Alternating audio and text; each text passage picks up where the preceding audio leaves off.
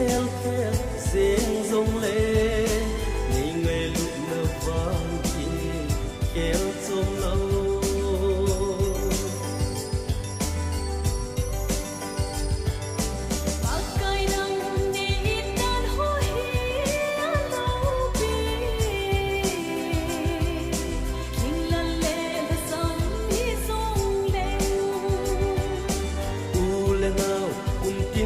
tiếng hình ra mùa lên ta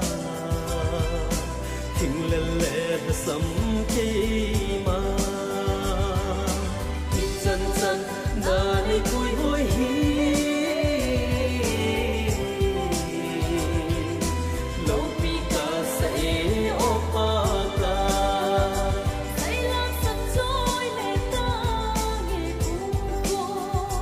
bắt tay vợ say ta nghe cùng cô say lang sắp trôi lệ ta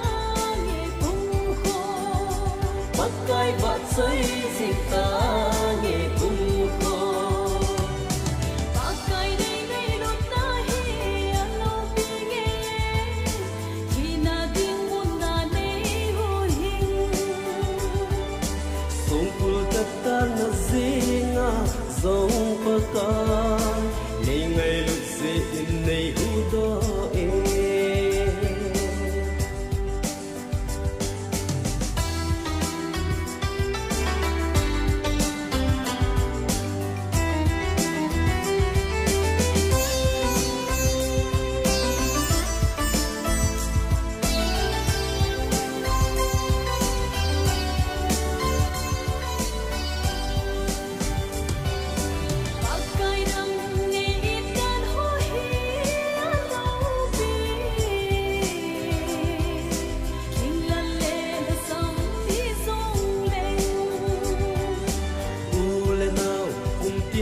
tiếng hình ra mùa lên ta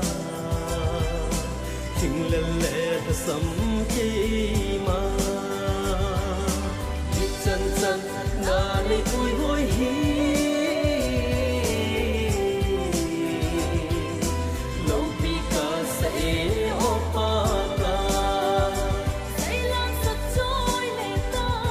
nghe cùng cô bắt cay vợ say ta nghe cùng cô say lang sắp trôi lệ ta nghe cùng cô bắt tay vợ say